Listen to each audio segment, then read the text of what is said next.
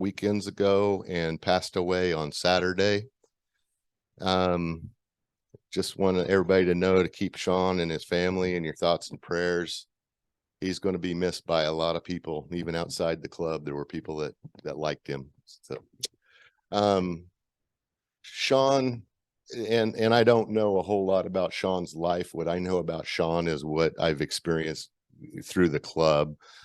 Sean's been our club secretary for longer than I can remember. I think he was the first one that touched me on the shoulder and talked me into doing a demo. He was very good at that. He was a key coordinator for most of our outside activities, including and especially the annual Irish Festival. Sean was a member of the Top Guys, and he regularly attended the club's Sunday school class, which is just a group of our members that get together and talk wood turning and different things. He's been a longtime shop opener. He was a mentor to high school students just recently and was our club's most recent and deserving inductee as the KCWT Legend Award, which meant he had free dues for the rest of his life, so he didn't get very much out of that, unfortunately. Sean never stopped learning. He was always striving to improve. He just went to Turn On Chicago this summer to learn a little bit more. He never stopped teaching either. He was very willing when you'd ask him if he could do a demonstration, even if it was something that he didn't want to do. I don't have a lot of details of his personal life, but I was happy to have been invited to celebrate his 80th birthday with his family and friends in December. And I looked up some Irish blessings and found this one, and it reminded me of Sean. Dance as if no one were watching, sing as if no one were listening, and live every day as if it were your last. And I'll tell you why I picked that one. I was at one of the Irish festivals, I think it was probably 2 or 3 years ago, and it's Sunday night, and Sean's been there since Friday evening, set up all the way through Sunday night, waiting for the elders to hit the stage. And I usually showed up late on Sunday to my goal was to help pack up and get everybody back in and get the stuff back into the shop. I look over, and I mean, earlier in the day, I'd looked and Sean was wore out. He'd been there 3 days in a row. I look over, the elders had started to play, and he's over there dancing a little jig and singing with them. And that was the way he was. He was just ready for life. And I thought that was a good quote to go by. So hate to bring everybody down a little bit after, the exciting win we had last night, but it's important that everybody know. Also wanted everybody to know I've got a card here that somewhere that has his address if anybody's interested in sending a card or something to the house. And Anthony gave me some information in regards to the services, and I can catch me at break if anybody wants this repeated. It's going to be at St. Francis Xavier on Thursday. There's a 10 a.m. visitation, an 11 o'clock mass, and I think house visits at noon or after 12 o'clock that day. So that's this Thursday if anybody's interested. And like I say, I've got his address and a phone number. If anybody needs that, talk to me and I'll pass that along. So try to gather myself a little bit, and we'll go on into club announcements and let that kind of sink in. But it was news we didn't want to hear, but I think Sean's probably stirring up, kicking out some shavings up in heaven right now, making a mess of things. So going on to our announcements. 2023 annual dues is past due. However, most of you members are paid, and we thank you. If you still need to pay, then check out, there's a spot on the website that you can go to get paid up. Mike is going to be running around with tickets at some point for a chance to do our dollar sweepstakes. A dollar buys you a ticket for a chance to win a Metro Hardwoods $25 gift certificate today. And we also have a chunk of 3x3x10 red heart. So we're going to pick 2 winners today. Yep. Out of there. So yeah, that's a very nice chunk of red heart there. Let's see, member mentors are available if you are new to turning or looking for help. There's a couple in the list back there. It's actually Phil and Mike are on our list, as well as Bill Paulo is willing to take somebody through the steps of making a pepper mill, which he's very, very accomplished at, and has all the jigs and setups. You just provide the wood and the kit and he will help you out. So that's an opportunity for some new members or some members that just want to try a new thing. Our first open shop cleanup was 2 weekends ago, and was a great success. I got to thank everybody for showing up. We had about 12 members.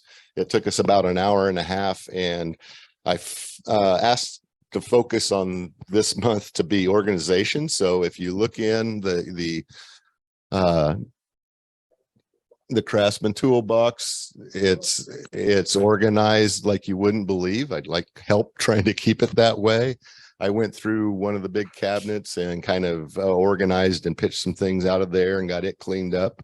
We got wood on the wood pile looking good. There's opportunities for pieces of wood if you need to find something for turning. So thanks again to everybody that showed up. It was really it went fast and it was a great success, and I was really appreciative that I had so many helpers that showed up. Next month's demonstration, oh, I forgot to, I don't think I had it. Yeah, the jet lathe that had been down for a while has been repaired thanks to Anthony Harris, who reprogrammed a new brains that we put into it. So it will talk to you now. No, it won't. He said the digital readout's still not working. It does have a forward and a reverse, and I don't think the digital readout was working at the end of the life of the last brain.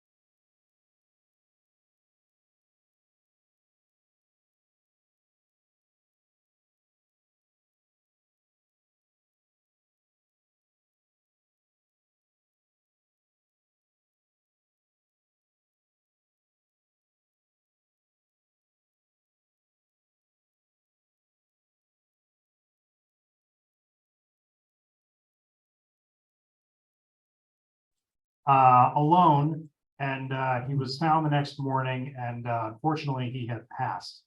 We don't know the exact circumstances of what happened, but the reports show that the lathe was involved in some way. So tonight we want to talk about proper kind of, or just a few ideas and tips on working alone in a solo shop, on what you can do to help keep yourself safe, and a few ideas on what you can do if something happens to you while you're in there.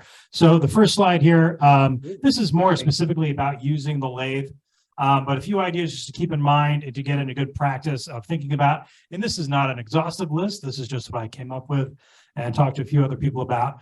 But the first thing, is just to use good wood. Especially if you're new to turning, you might try to just get every piece of wood that you see on the side of the road, and be very stringent about looking at that wood and seeing what the material is, if it's good material, and if it's really worthy to go on the lathe, because you never know what's going to be inside there. Certainly there can be accidents, but if you obviously see checks, cracking, other things going on, that can be an issue. Sharp tools. If you haven't sharpened your tool recently, or if you just did, go ahead and sharpen it again. Sharp tools are safe tools, in my mind at least. Somebody might disagree, but I think so. Wear a face shield. I know I wear a face shield in my shop pretty much all the time. And even with my safety glasses on and my face shield, still somehow shavings get up my face shield. But it will save you in the event of an accident. That's what we're talking about, is accidents. Double check your set screws, your jaws, your tailstock. Yes. That's a great idea. A lot of these inexpensive face shields that are on the web right now are not impact resistant. If you're not sure what that means, or you don't know what one of those looks like, let myself know, Chris, Mike, or even go look in the shop. We've got a few of the Honeywell Bionic shields or some of those. You want to make sure that it can withstand being hit by something if that were to happen. The list there, double check your set screws, jaws, tailstock, make sure that's secure. I didn't realize that my chuck one day was getting loose on its insert. And when I went to pull it off, I was like, oh, that came off real easy, and it left the insert on the lathe. So make sure you're checking those things on a regular basis. Take your different things apart on a regular basis, check them out, make sure they're working properly, tighten everything down. This is an important one. When you're starting up your lathe, make sure you're standing out of the line of fire. Now, does everybody know what that means when I say stand out of the line of fire? I moved to the lathe, but nobody's on the camera, so you wouldn't see. But it's this spot right over here. If you turn on your lathe right now, and there's a big piece of wood on here, and it's not stable, you might get hurt if it comes off the lathe. But if you are over here, out of this kind of line of fire, or over here, out of this line of fire, you're in a much safer spot. So just think about that when you're turning things on. If you're hollowing something out, you're usually on the end of the lathe, which usually means you're out of the line of fire, which is a great place to be. But not everyone is hollowing out all the time, especially if you're doing spindle work. And of course, start your lathe slow and turn it up to a proper speed. And if you don't know what a proper speed is for a piece of material, ask someone to show you kind of how to judge where that might be. And that'll be a good way to know what you're working with on the lathe. So the next slide. These are more just general. If you're in the shop by yourself, have your cell phone. Who has a cell phone in this room? Pretty much everybody, right? If you don't, talk to me, because there are cheap ones out there. But it's great to have some type of a communication device so that you can reach someone in the event of an accident. Even something as small as slicing your finger open with a very sharp chisel, which it didn't hurt because it was a very sharp chisel and it went right through my finger very easily. But it did cost me a $3,500 trip for 3 stitches. So, and if I didn't have my phone, I wouldn't be able to call my wife and say, hey, you need to come out to the shop and bring some paper towels, because I was out. But carry a cell phone, use the buddy system. Now that kind of seems kind of odd for a solo shop idea. What I mean by that is if you're going out to the shop and your spouse is in the house, or a friend or whomever, just let somebody know where you're going. Does anybody remember Aaron Ralston? He was a hiker, probably about almost 20 years ago. He went hiking, got stuck under a rock, and he spent 3 days under that rock until he cut his arm off and got out. Don't be that guy. Tell somebody where you're going. And check in with them on a regular basis. I text my wife throughout the day when I'm in the shop, and for a while she thought it was annoying, but then I was like, it's so you know that I'm alive. And then she's like, oh, okay. And then she started texting me on a regular basis, which is a different problem. But use the buddy system. Have an accessible first aid kit, not just a first aid kit stuck under a bunch of stuff in your shop, but have it accessible where you can easily get to it. and a safety plan. So, and what I mean by that is really just know what you're going to do if something happens. If you get, hit by something, you cut yourself, you get a big sanding burn from sandpaper, whatever it is, have an idea on what you should do in those instances before going into the shop. If you have a question on that, Chris put together a great video a couple of months ago on that specific topic. Remember that video, Chris? But have a safety plan in place. Check for any new medication side effects. I have little kids at home, and they just got some new medicine, and my son got a big rash and this and that. So, you got to make sure you check what side effects your medication may have, and whether or not it says that you should or should not operate machinery. Usually it says that right on there. Don't work distracted or under the influence of anything. If anyone was training last night and watching the Chiefs game, I would call that working distracted, unless you really don't like football or just don't like the Chiefs. And then consider the size and complexity of the project relative to your skill level. If you're new to turning or if you're really experienced, look at the piece of material you're putting on the lathe and know whether it's something you should be working on by yourself, or maybe should have a partner or someone else working with you on that specific piece that you're working on there. And last but not least is just take breaks. They say if you're sitting at a computer all day, you should take like a 5-minute break every hour. I don't know what the number is for the lathe, but take a break every hour, every half hour, whatever you need to do, so that you can just stay focused when you are working and you're not erring on the side of getting too tired or unfocused while you're working. So this is certainly not a exhaustive list, but it's a few ideas to get you guys thinking. And if you have any questions about working solo in a shop, talk to me, talk to Chris, Mike, Anthony. I'm sure you work in a shop by yourself once in a while. Yeah. So plenty of resources. And if you have any questions on any of these, please let me know.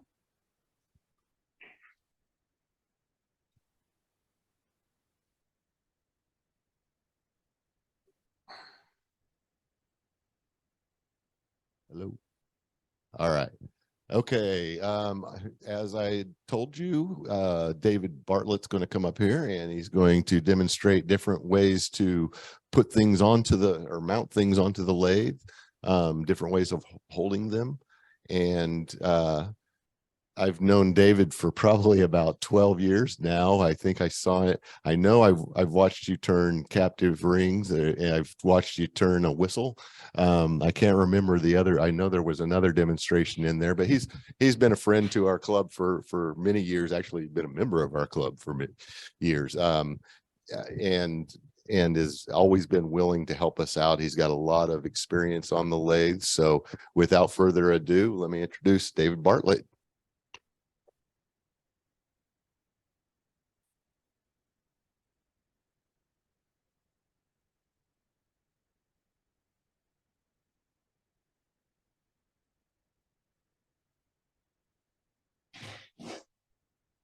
Only 38. Only 38. The piece, it was only about maybe 8 or 10 inches. Yeah, but I made 3 layers. Yeah, it was a 4x4 piece of maple, and I did one big set of rings, a medium size and then a small size, to the point that my spindle was only about, I don't know, 3/4 of an inch. So yeah. But that was at Maker Faire, and we were trying to get people to stop and actually look at our booth, because we had all these things going on, and we couldn't keep up with the people that were over there tooling leather and carving stuff that you can actually see it happening and taking shape. If I put a piece of wood on the lathe, it's going to take me 20 minutes to turn it into a bowl. So people have to figure that out. Well, somebody sees a block of wood spinning. Oh, okay, let's go on. But they could see a captive ring being cut. And I got pretty fast at it by the end. But it was kind of fun just to see how many I could do. And then I had to go borrow tape from someone to tape them down because they were getting in the way.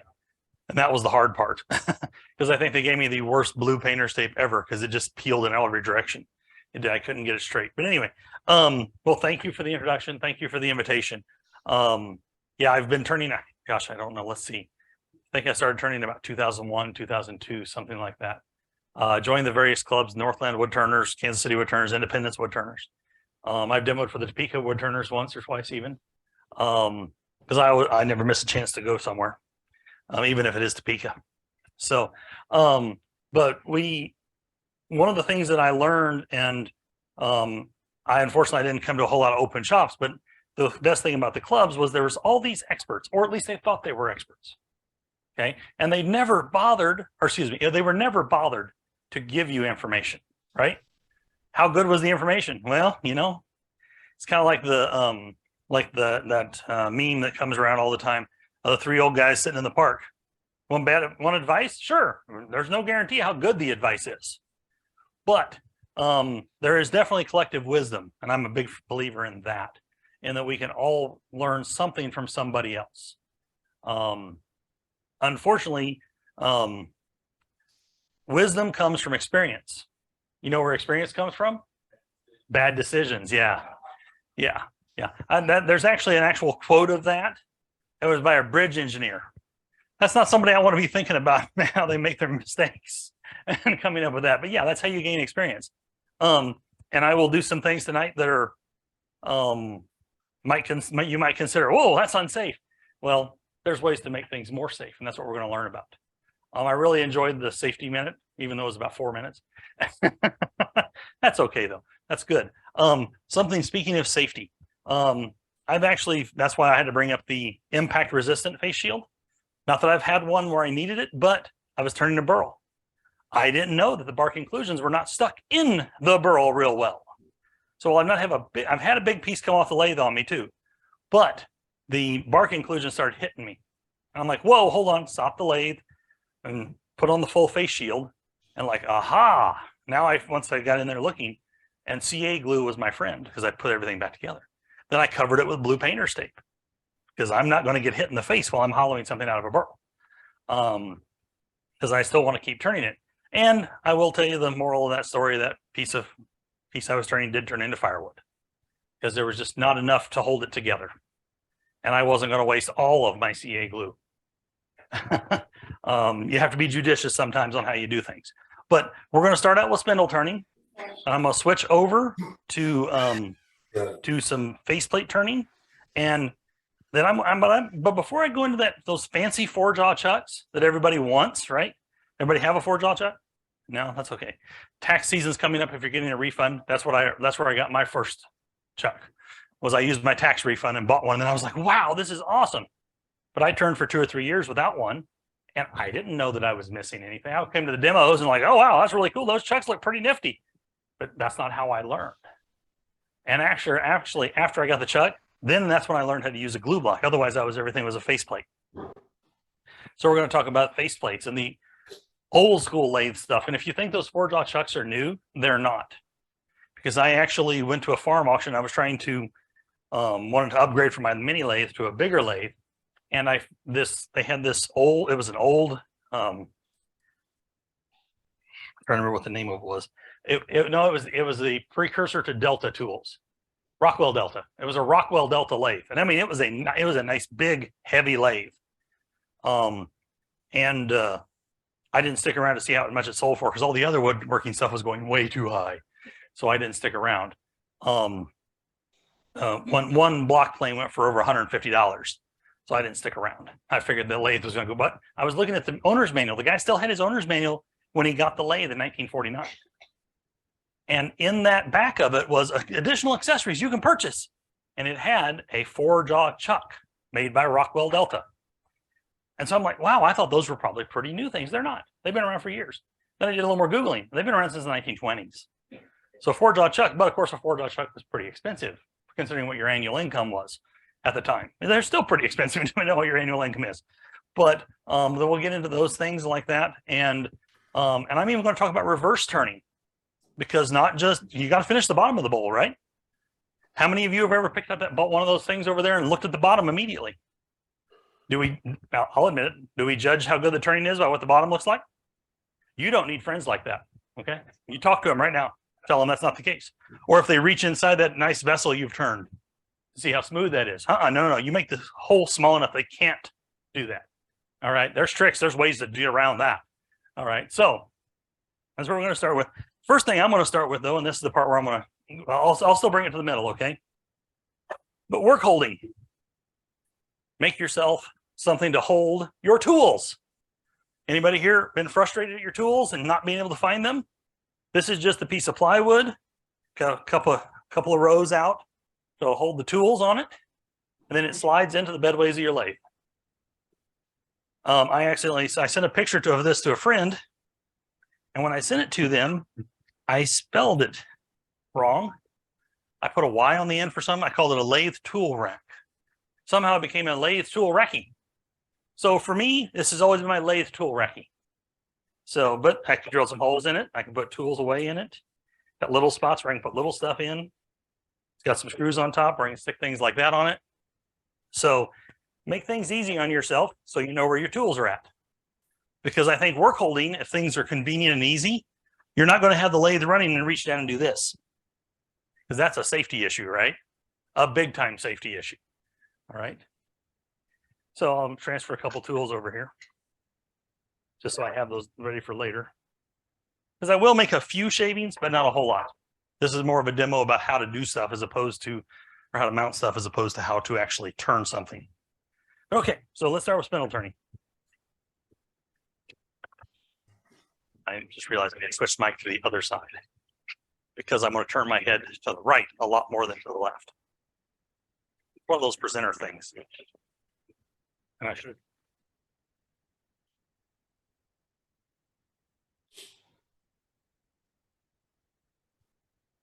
All right, we're back. Okay. And I brought lots of different pieces. At least I thought I did. Yeah, here we go. All right, that's the piece I was going to use for an example. And believe it or not, I did not bring a pen. Does anybody have? Oh, yes, I did. Never mind. I got a pencil. I'm good. I'm good. None of my pencils have erasers because I have kids. They've all been worn off. But one of the things I wanted to mention, this is a center finder. Depends on what tool store you go to, between $4 and $8. Okay. If you're going to do spindle turning, you have to mark center, right? You have to find out where it's at.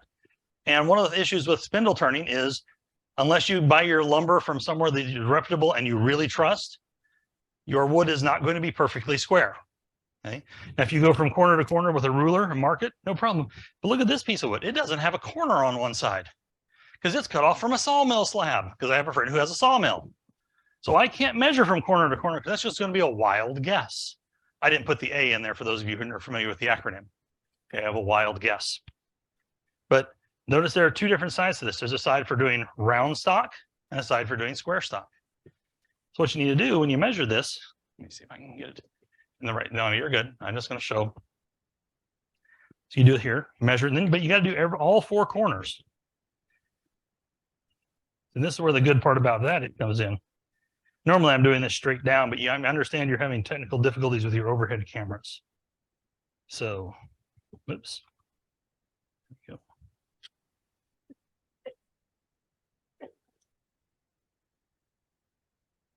Okay, so now, do you want to zoom in or do you want me to move? What I want to show here is that going around the corners of that was not perfectly square, was it?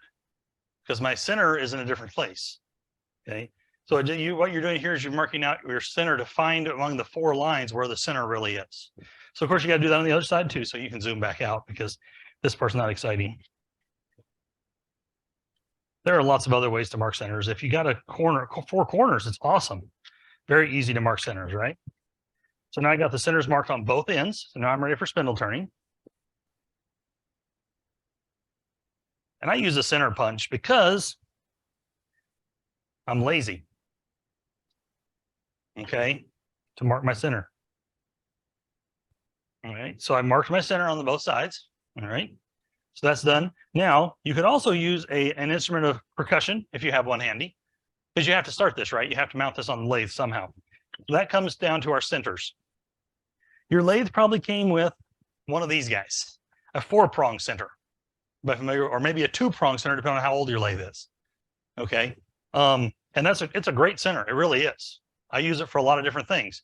However, I've found as I've turned more, sometimes I want to turn little stuff, so I have to have a 4-prong center that's really little, right? It's exactly the same tool, just a lot smaller. Depending on what I'm doing, this works better. Now, this piece could go either way, but That's a pretty big center for that little piece of wood I've got here, isn't it? It depends on how small you're going to get, how close you're going to get to that center.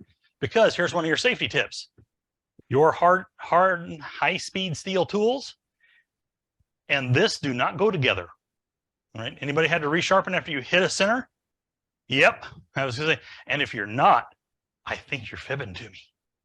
Okay. Same way with hitting a chuck. Done it, been there, done that, right? So that's one of those things there. And now you'll notice that this right here, I didn't put a deep enough hole there, so I still have to beat this down in here, because otherwise those 4 prongs are not going to do anything, right? They're not going to make any kind of an impact on that. I didn't bring an instrument of persuasion, but I do have a piece of block of wood. So just have to watch my fingers and not hurt myself. That's one of my rules. I have to tell my wife I'm not going to hurt myself while I do my woodworking. Okay? And that's not doing much. Yeah, if you got a block, yeah, or a mallet, that'd be great. That's better. Use the walnut. I've actually taken kind of a brief foray away from wood turning, making bandsaw boxes. So this is one of my cutouts for my drawers. I'd be glad to talk about that too, if anybody does want to do that, talk about that. But so I've got my edges marked here, and I will go ahead and, yeah. Oh, that's not a real mallet. That's not one you've turned. Whoops. That's also a really good way to dull the edges on things and tools. Get my line back up here. Oh, and by the way, people would probably tell you don't bang on your lathe bed ways, but that's a lot harder steel than this piece of wood that's going into. So I've never been worried about that. There are probably people here who would be worried about that. So that piece of wood's in there very solid, okay? So now obviously it's not going to hold, but I got to put my tailstock in now. Or my center. This is the tailstock, this is the center. Okay. Up here. So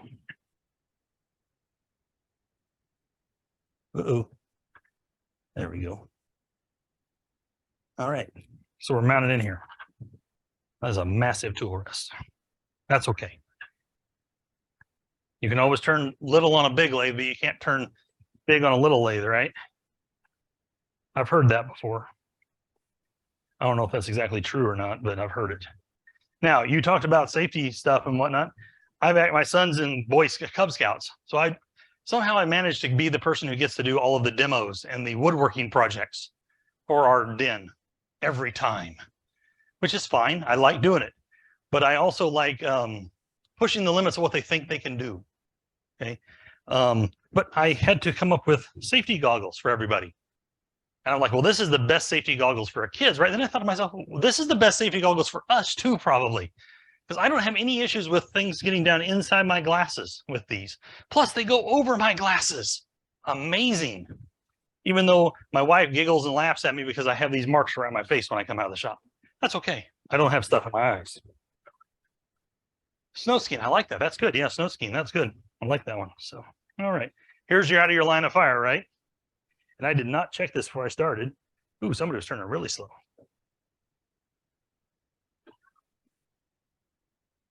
Okay. So spindle turning, you can, depending on the size of the stock, you can go faster, right? That's how that'll work. So I have my spindle roughing gouge. This is your safety tip. Use the right tool for the job. Spindle roughing gouge is what you work on spindles with, okay? So I'm just knocking off the corners, right? Never going to go back on. I'm just going to go from the sides like that. That's still going too slow. Oh, somebody's got on a slow belt. That's all right.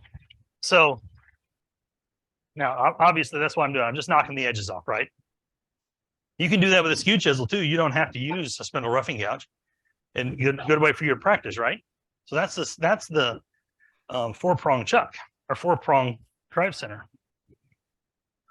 Here's your other safety tip for the day. Do not hold hand like that. Only hold your hand off to the side. Because again, that's one of those things, lessons learned, right, from experience. So I'll keep my stuff separate. Oh, and other work holding things. Get your, oh, and see that, that was a bad demonstration. Get yourself a magnetic tool holder. Thank you so much. That way you don't lose your stuff. It stays here. Another thing, rare earth magnets to stick drill chuck keys on stuff. Well worth the money to invest in those things. Okay, so that was the standard drive center. So now we have a steb center, which is a steb center. I need something white to hold that against. But a step here we go. Let's go here. Then you can see. There you go. So a steb center has lots of little teeth all around the outside edge. Okay, this is actually a spring-loaded one, so that will actually go in, and so it's using the teeth instead of the point to hold on to it. Okay, and that will give you a more secure hold on your spindle. Okay, again, same thing. You got to pound it in there to get it to where it's really holding the teeth. But anybody here ever had a catch with a skew chisel? Somebody, come on now. Somebody here, come on, really, come on. Okay, so I'm sorry. Yeah, that would count as long as the catch worked correctly. It also works if you're using your skew chisel for tomato steaks. Okay, so this is called the safety center. All right, and I guess I probably, whoops, yeah. So that's a safety center. So yes, it's just a ring, and I've actually filed some spots down on it, so it has more of like a cup, more like that steb center. But this is also spring loaded. If you're going to get into being like a production turner, you can watch some of the production turners out there about how they use the spring loaded safety centers. It'll actually really impress you. It'll also make you think, wow, those guys are nuts. That's what I thought the first time when I saw them. And you don't want to tighten this all the way down tight on this with that safety center. You want to leave it just a little bit loose because you want that safety center to do its job or it'll slide. See, like right now I'm moving this and it's sliding over here. Okay. And let me show you why that's really important. Because okay, you're doing your turning here, right? And you're working on everything and you're learning how to use that skew chisel, right? You know, you're having a good old time using that skew chisel, then you have a catch. With a safety center, I don't get scared.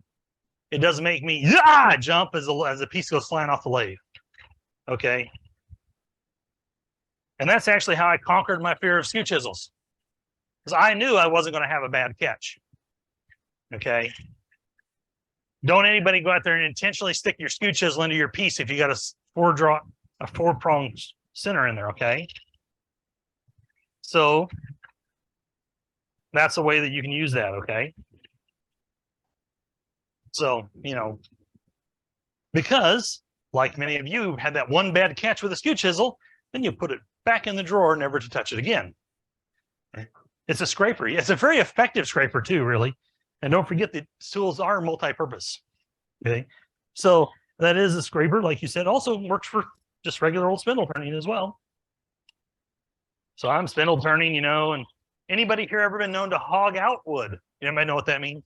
Take a little too big of a cut. Trying to do too much with one piece as opposed to, oh, let me get this really fine curve on the outside edge here and around the corner. And then, oh, oops. So that safety center will really help you out. And also, if by some crazy thing you put your hand on it while it's spinning, the safety center won't let it spin. Okay, that's still a really bad idea, but it will do it, okay? So that's one thing that I really am a big fan of with the safety center. Like I said, that's where I kind of, a safety center, I'm scared. But you can do all kinds of great things with that. Let's see. Okay, before I go on for spindle turning,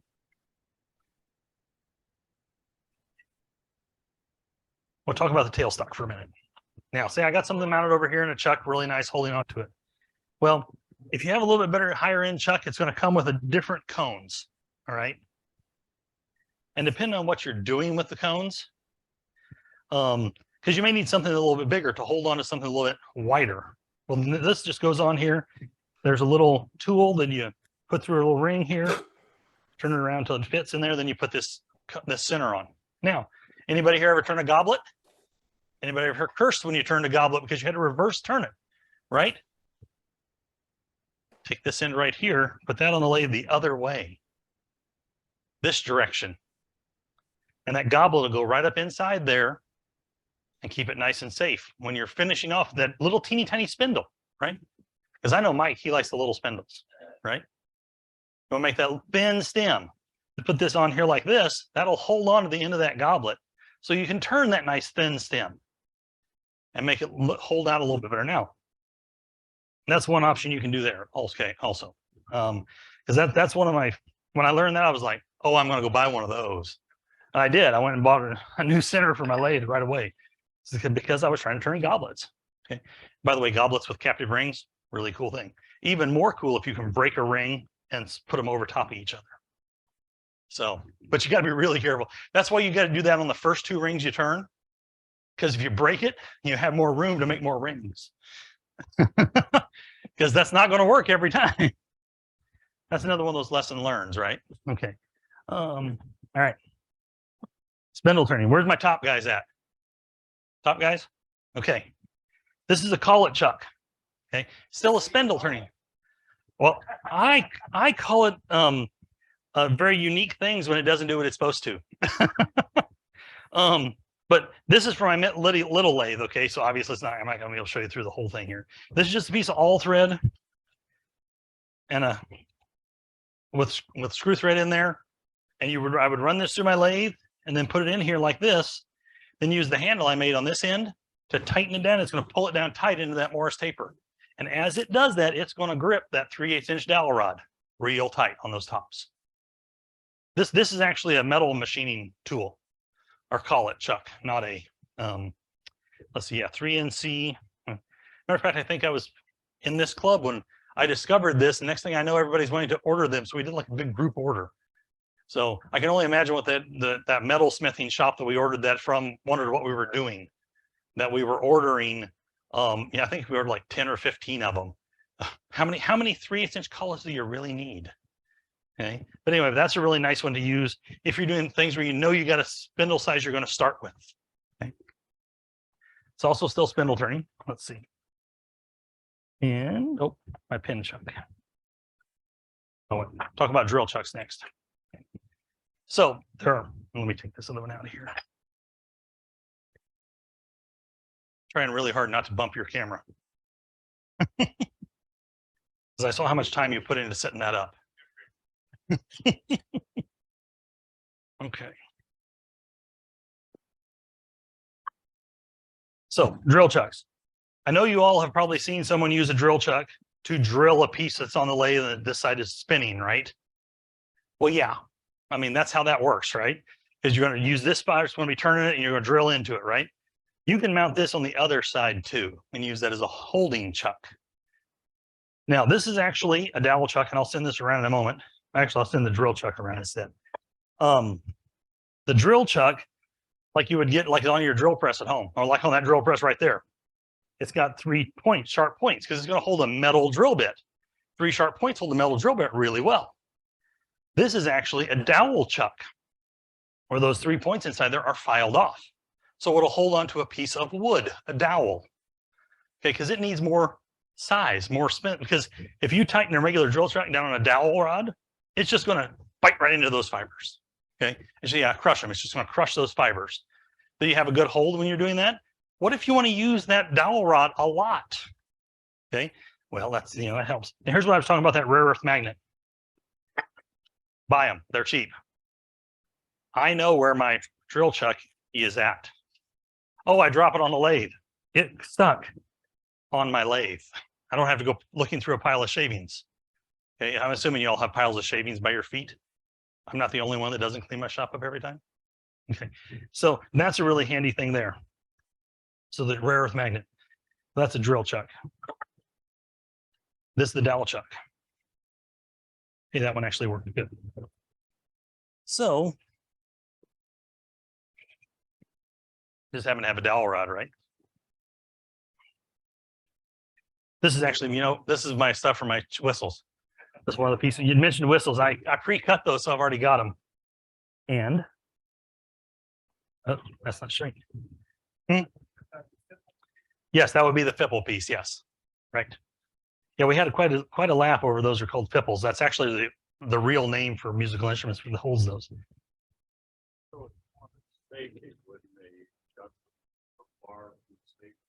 A chuck with a drawbar. What your define drawbar for me? Oh, all the way through. Yes, that would be for sure. And this one, how it has that little, I don't know, handle on the end. I don't like those in the headstock. This is just for this demonstration purpose here for right now.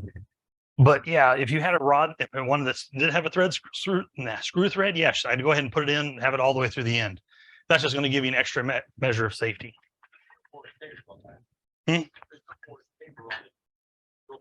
Yeah, there is. It's a Morris taper number 2. Yeah. Yeah. And a matter of fact, something, if you're thinking about having multiple drill chucks and whatnot, I highly recommend that you go to your local hardware or machining type store or something like that, like a hardware store that actually has someone who knows something about hardware. And if you want to make your own dowel chuck, buy it, file that off yourself, right? You don't have to have somebody else do that or buy it that way. But buy ones with the same key, so you don't have to have 2 different keys for 2 different drill chucks. Okay, just one of those little things, right? Okay, safety goggles, and then of course, whoa, I should have done that. It fogged up on me. Okay, then of course, if you're going to do some turning here, you want to get the biggest possible skew chisel you can get to do little turning, or at least I do anyway. So I'm going to do a little turning here.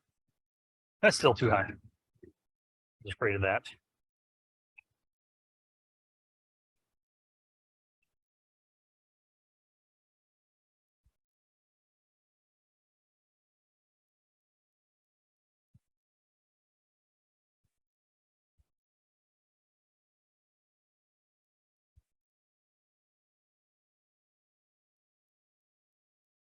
Yeah, I knocked it out of center. I was afraid of that. I got crazy. Not doing too much. That's my fault. Do my best to get it back into center where I think center is. Start back over. I didn't tighten it down enough. Tighten it down some more. Dowel rods used to be cheap, not so much anymore. But you know what my wood superpower is when it comes to wood turning? I make square wood round. I didn't do so bad getting it back in. Not bad at all. Do a little peeling cut here.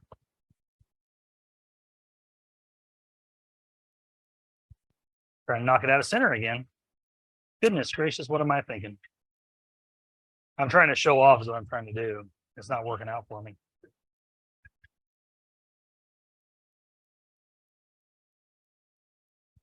Do a little planing cut, you know.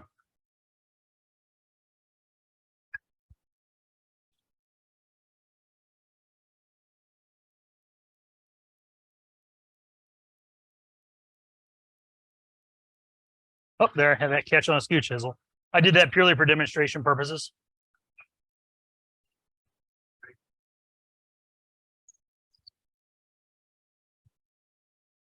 Like I said, you got to have the biggest skew chisel you can find to make a really little spinning top. So, and now with also at the Maker Faire, I did that. I just stood there and made little spinning tops like that because you can go really fast and people will give you, 30, 45 seconds of your time, but they won't give you 7 minutes of their time. Not when there's really cool stuff to be seen, like sword swallowers and robots fighting in the corner and stuff like that, So, I'm sorry? 3D printers, exactly. Yeah. I predate 3D printers, so when I did those captive rings that day. All right, so that's a drill chuck. So it can hold things in the lathe, and you can use it to actually drill. You can put a drill bit in there and actually drill from the other side. Because I do a little pin, looks like a baseball bat. You buy the Bic ink pins, and you put them over here, and you push the wood into the drill that's spinning on the other side. We're going to have this turn the other direction, so you have a nice stable platform to work from. Okay, so that's more of an advanced technique. So that's spindle turning. Oh, pin chuck. Oh, I shouldn't have taken my drill out. I'll use my other drill chuck. This one I actually want to do a drill chuck. Now, this is a more unusual, unused, I'd say more rare. How many people make bottle stoppers? Anybody make bottle stoppers? Yeah, my friend, when I talked to him about making bottle stoppers, it's like, what do you mean? Why don't you just finish the bottle of wine? They said, what kind of wimp are you? So I just had to kind of laugh about that a little bit. This is a pin chuck.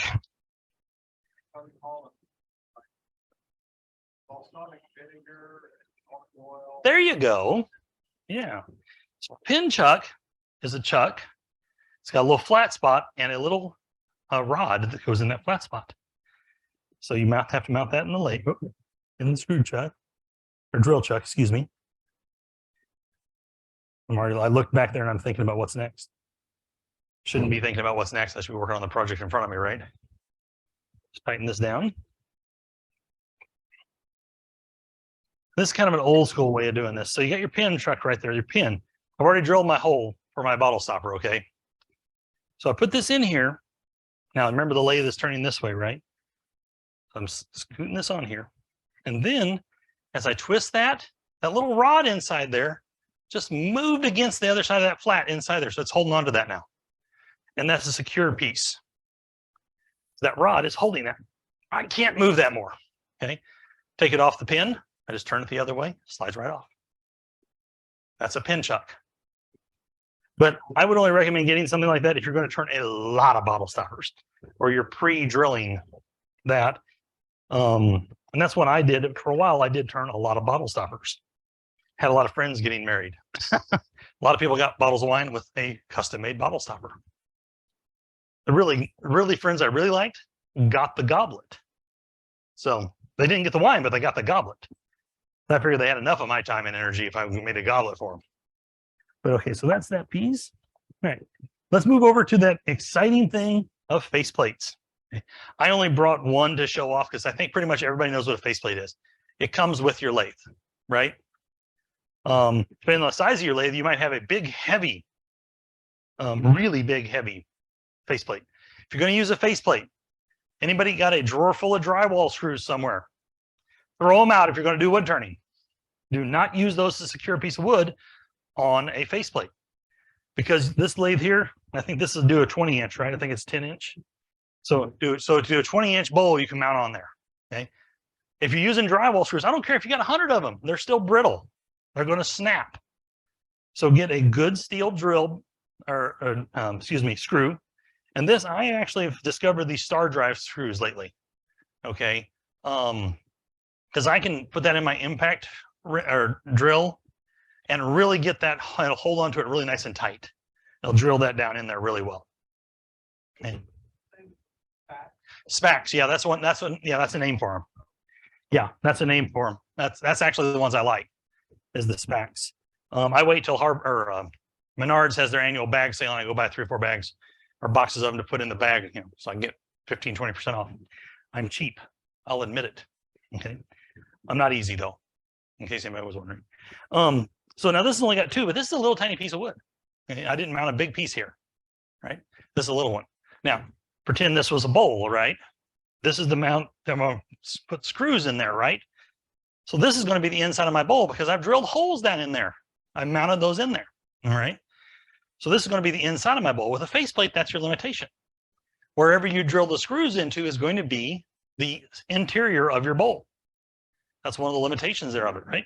So let me switch this out here. Actually, yeah, that's the right size one. Good. Amazing. I got the right one.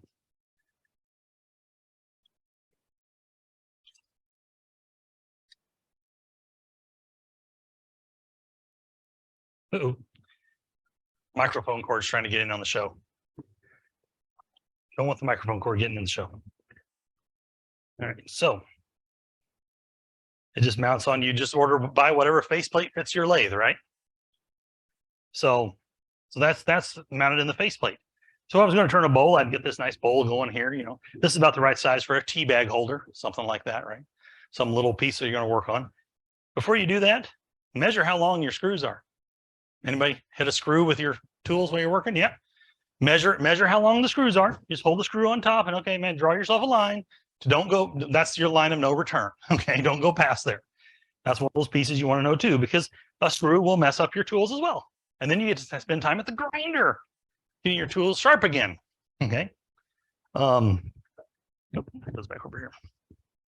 All right, so that's your faceplate. That's just a standard faceplate. Now, you can see I've already turned a tenon on this. Okay. And the reason I've turned a tenon on this is because that's my other demonstration piece, right? Through the power of TV, right? Don't you love it when you go to they pull out this beautiful baked dish out of the oven because their prep chef already cooked it for them. So they can pull it out on air and it looks really great. So I've already done that same thing here, okay? So now I would do this cutting here. Now, something to remember on this. Did I bring that other? No, I did not. That's okay. When you're getting ready to use a 4-jaw chuck, you're going to turn a tenon, right? Something along those lines. You're going to turn yourself a tenon. So as you're turning your tenon here, you have to have something there to measure it against.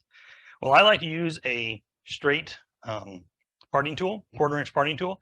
I can cut in there. I get myself a nice 90-degree corner. The 90-degree corner up against the front of that 4-jaw chuck is what's going to matter. You want that to have a nice, because it's this part right here, these front edges, that's going to take that balance or that stress force against that. That's what's going to be holding onto that for you, okay? So you gotta be kind of careful about that and think of those things. Now, this is not screwed on real tight because I just want to do that demonstration purpose, okay? Because something I want to show you, and I think is important to know, this chuck, these 4-jaw chucks, you can change out the jaws. Just take the screws out, change out the jaws for whatever size you want to get. Make sure the 4-jaw chuck has that ability. They don't all have that ability, okay? I just realized I put one of these on the wrong way because that's not even. Jaw number 3 is not even. I had to fix that. But anyway, so that's how that part works. Now it's got me really nervous about what I did. Oh, I know what I did. The one with the mark on the bottom, the piece on the bottom, I put it in the wrong slot. This is a good excuse to show how this works. And this is also a really nice time to have one of these bowls so I can drop screws and not lose them. You can buy those at your those little magnetic bowls at your local cheap tool store. Anybody got a cheap tool store they go to? You all do. I know you do. You just might not be willing to admit it. Yeah, initials of HF. Yeah. So let me find John number 1. Whoa. Wait. Again, through the power of TV. I have a second one of those back here, but I'll just use that one.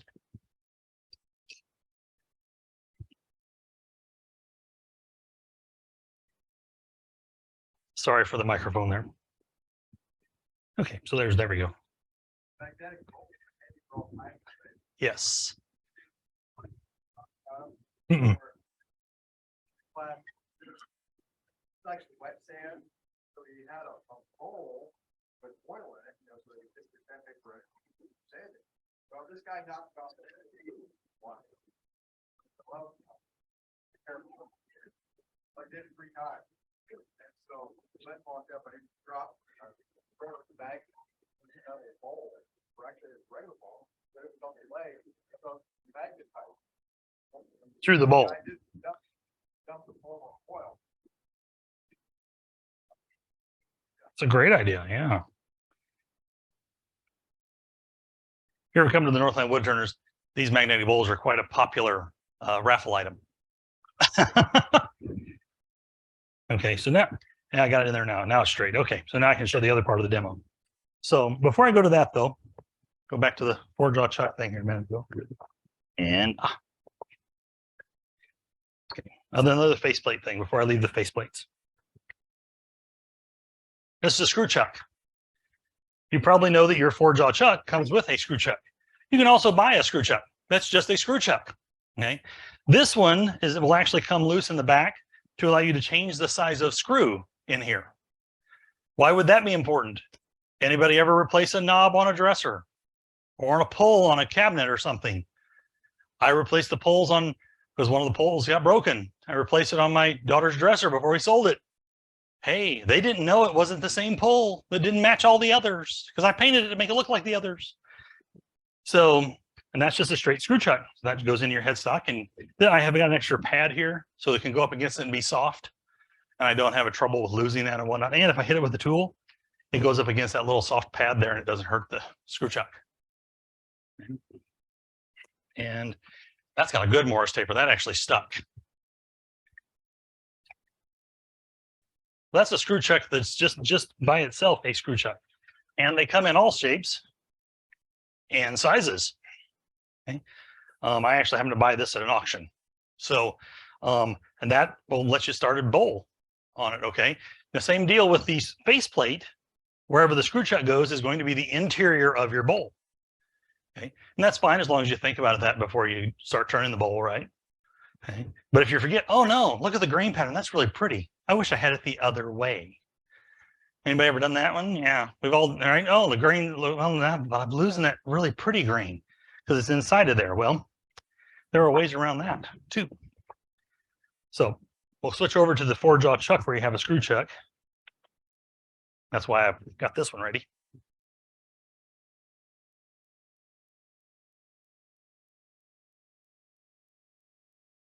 And my chuck key is right there. Okay, and that was a really good tip about checking your inserts, because I will switch this Talon chuck from my 1 1/4 inch lathe to my 1 inch lathe. So I'll take the insert in and out quite a bit. If I were really awesome, I would have a second chuck that's just for that size, but I'm not. I don't. So, but you can get a screw chuck. Now, whatever the manufacturer's specs are on your screw chuck, this is a Talon 1-way, made by 1-way. It's a 3/8 inch drill bit.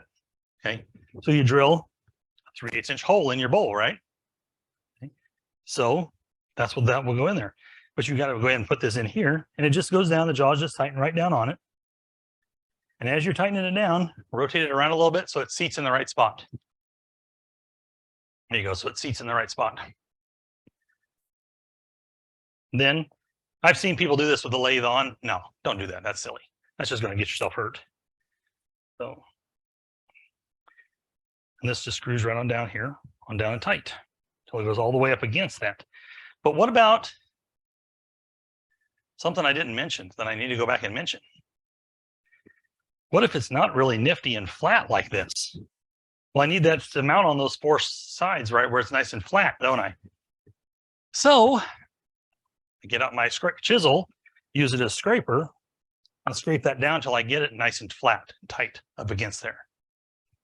I learned that from you, Anthony, in a class I took at Woodcraft. I remembered something. You should write that down. Because that was years ago. That's when this guy out there in sandals gets a chainsaw out and standing on both sides of the wood with a chainsaw. And I'm like, what are you, nuts? I did learn a lot in that class, though. Mainly, I learned what to do.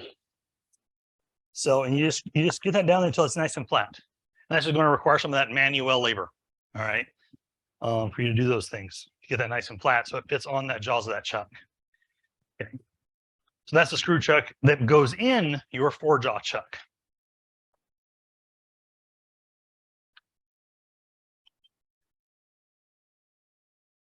And I'm going to take that out of there. So again, through the magic of television, right?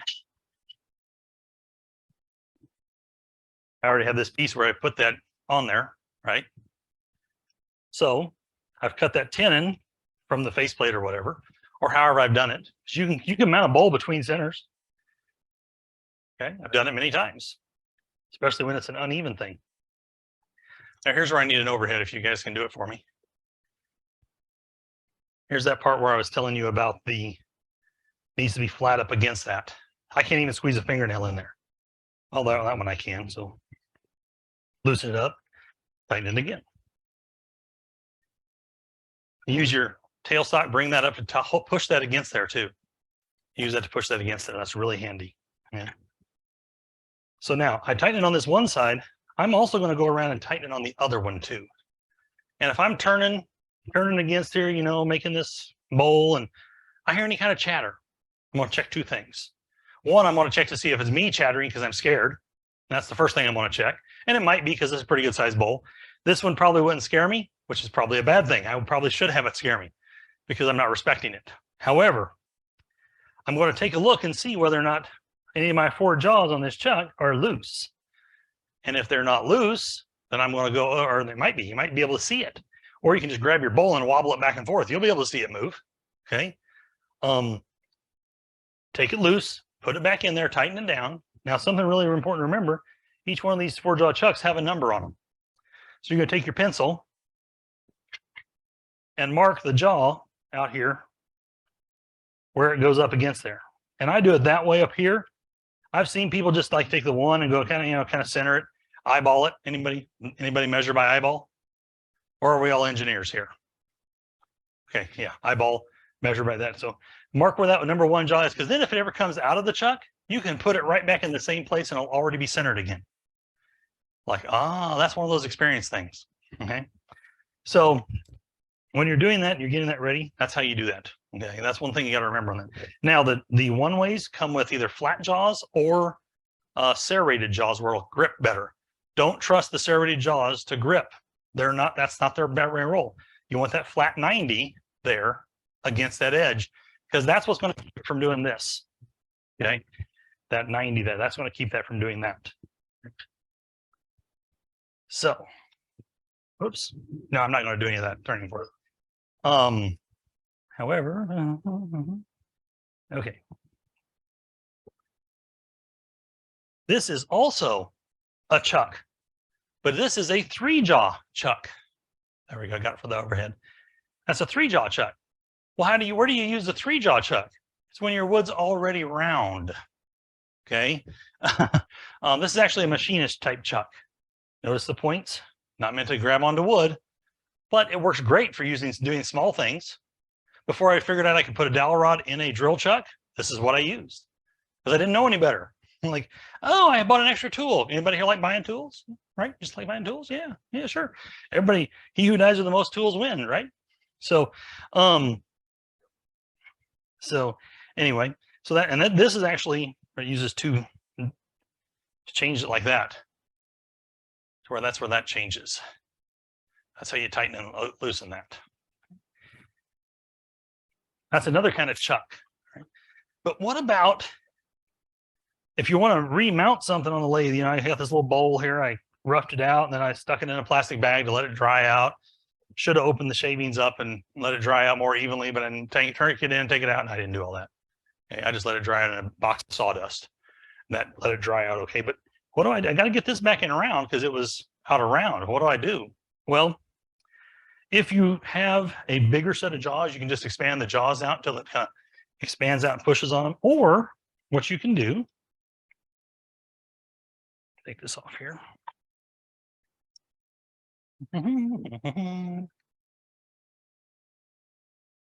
I did tell myself as I was driving up here tonight that I would not hum Bluey.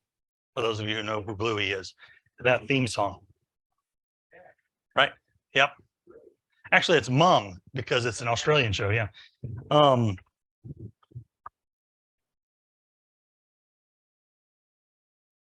You see, Mike's got it. He knows. He's hip. Oh, that was it. So I'm going to go with my step center here. Now, I happen to know because this was marked this way because I'm the one that did it. So I actually built a thing that would go inside my faceplate.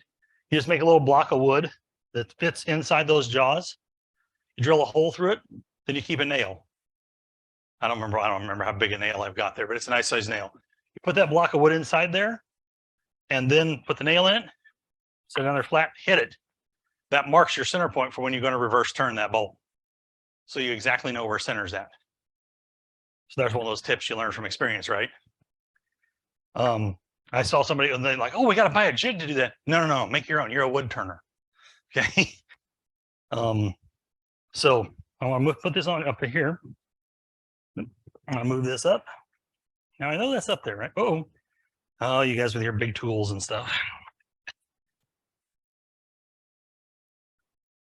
So I know where center's at also, and then the inside. Actually, I really don't.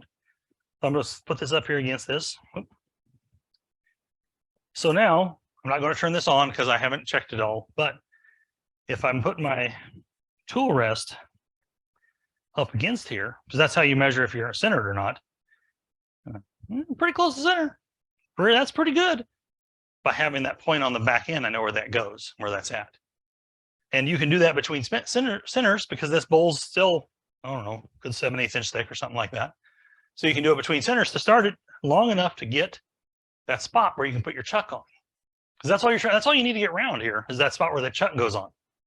You don't have to get the whole thing round again. You're probably not going to want to mount a drill chuck or a screw chuck in there or a face plate because you're a wood miser, right? Am I the only wood miser? No, right? So especially if you go and buy a piece of wood. Anybody bought a piece of wood? Isn't that crazy? As opposed to finding it on the side of the road, right? I actually used a piece of wood I found on the side of the road as a wedding present once. No, I did not tell them, by the way, in case you're wondering, okay, that it was roadkill wood turning. But that's a way to get it mounted back on there. Now, another way you can do it is if I had this, I thought I brought it. Oh, there it is. Yeah, there it is. Right there. I did bring a piece. When you finish something up, finish up some turning you're doing or whatever, you know, you got to cut it off the lathe, right? Save those scraps until you can't use them anymore, right? So another way I could have done this.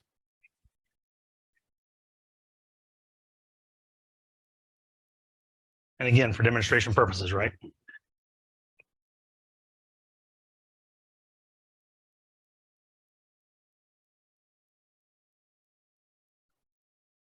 Don't ask, I didn't mark where jaw number 1 was on this piece. But, so I've got this right up here now.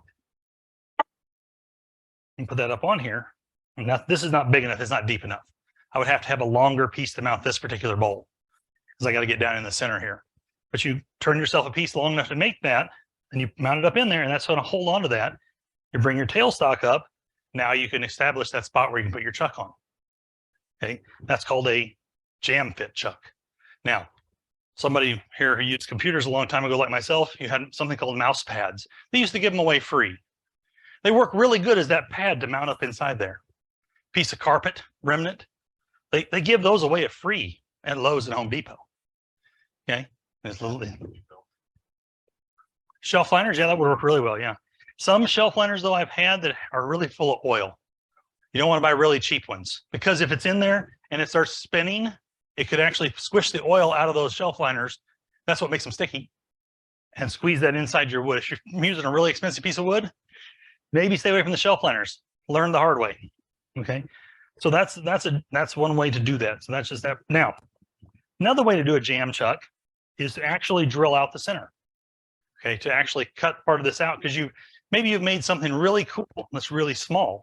Okay, right? You know, maybe you made a tippy top. I know Anthony challenged us one time to make tippy tops, and I worked and worked and worked. Finally made one. I quit. Haven't made one since. Probably couldn't make one now. But to make a jam chuck, though. Oh, you do have a board. Good. Oh, that's got fancy stuff on it. I'll just explain it. So I'll just use this as my example. So this is actually a really good example of what I could use as a jam chuck. So I got it in here. And you have to make the walls on your jam chuck. If you're going to slam something in there and want it to stay, the inside where you're jamming it into has to be shaped like this.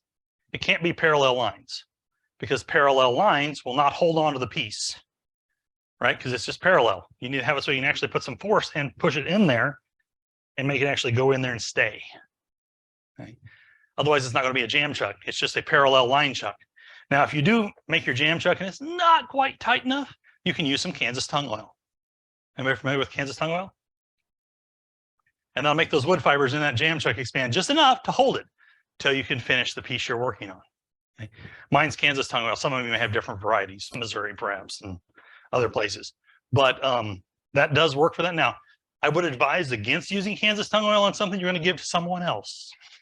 Okay, because you might not find that sanitary, or they might not find it sanitary if you tell them. Okay, if you don't tell them, they'll never know. Right? Okay, so I'm just going to mount this up here for a spindle thing. I almost forgot that one thing about spindle turning.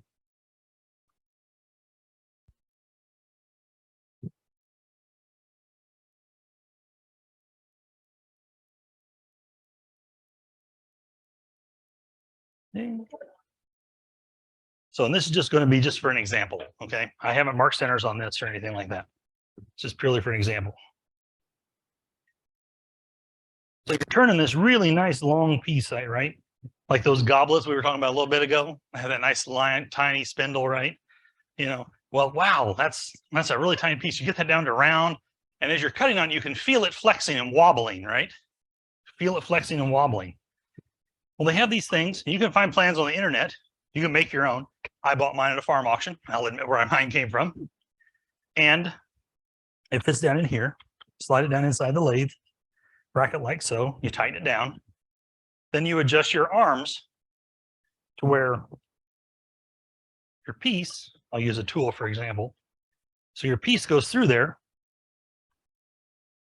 I should have loosened that up so you can see it. You get it centered in there. And this then That's a spindle steady. It's holding your spindle. There are bowl steadies too. Okay. For those of you who get really down to thin wall bowls, but that's how that works. That's how that would work. So it's going to keep your spindle steady while you're cutting on it. Yeah, do you have to move it back and forth while you cut? Sure, but that's little as opposed to doing that. Because the way I learned how to do a spindle steady was to reach my finger around the back of the piece while I cut on the front. That made me really nervous when I did that. Anybody else get nervous when they turn? If you're doing something that's making you nervous, find another way to do it, because that's not safe. Right? I'm a big proponent of safe. I want all of my digits when I leave the workshop. Okay. Okay. So I've turned this magnificent bowl, but I got to reverse turn it, right? This is the next piece I want to show you. Now, you don't have to buy something like this, and there are lots of different chucks that you can get. One example of this is called the coal jaws. Okay. That's what you kind of look them up generic for.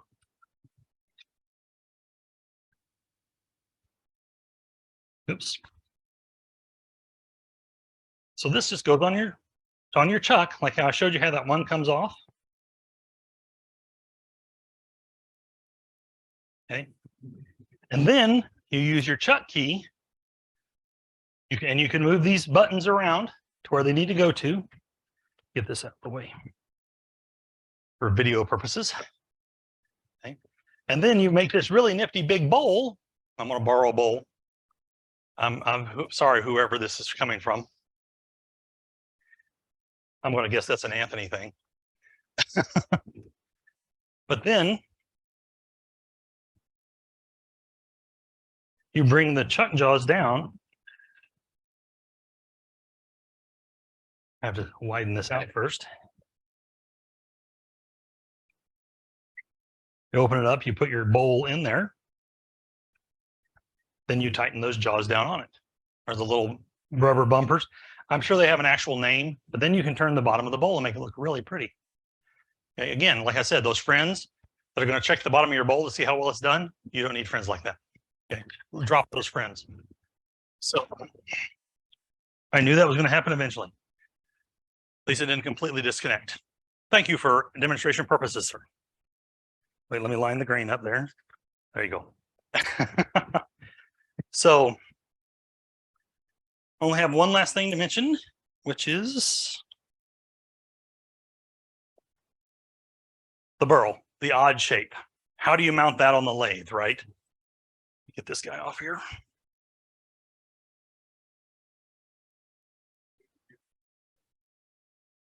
You could, yes, you could use the coal jaws on a shape like that. However, my shape is cut square. Somebody cut it square. I won it in a raffle at the Northland Club last week, 2 weeks ago. So it's square. I can't mount that in the coal jaws because it's square unless I got it on the bandsaw, cut it out.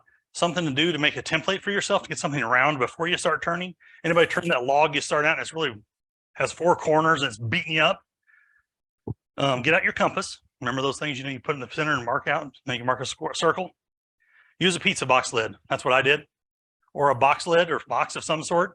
Make yourself different template sizes. I got a 4-inch, a 6-inch, an 8-inch that I just kind of center it the best I can, mark it on there. Then I take it to the bandsaw and follow that piece of cardboard around.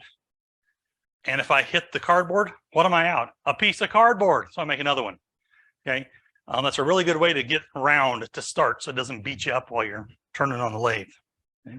But now, like this has got this, one side's really proud, one side's really small. So how are we going to mount that on the lathe? Well, got to have a place to get it started first, right? Because if I put this nice 4-prong center we talked about, if I put that up here, it's not going to grab in but in one spot. So that's not safe, right? So I need to get my chisel out and my instrument of percussion. Okay, knock these things down until I can get a spot that this 4-prong center will go into, to where it'll mount flush or get in where all 4 prongs are grabbing onto it. Okay, and yeah, I'm going to have to spend some time getting that chunked out until I can get down to it, but that's how that's going to work. Okay, and that part about the cardboard business, since you have to put a screw down through that piece of cardboard, you know what you just did? You just marked center. Ah, there's a trick. Okay, So you just mark center. So that's one of the tips that I really like. And that's another one I learned from Anthony. I'll give credit where credit is due. He's also the one that told you have to learn that I learned you have to do bad jokes when you do wood turning. Okay. You know, so I haven't unleashed any dad jokes on you, but I will leave you with this because that's the end of my presentation. Don't ever sing in the shower because it could turn into a soap opera. No, thank you all.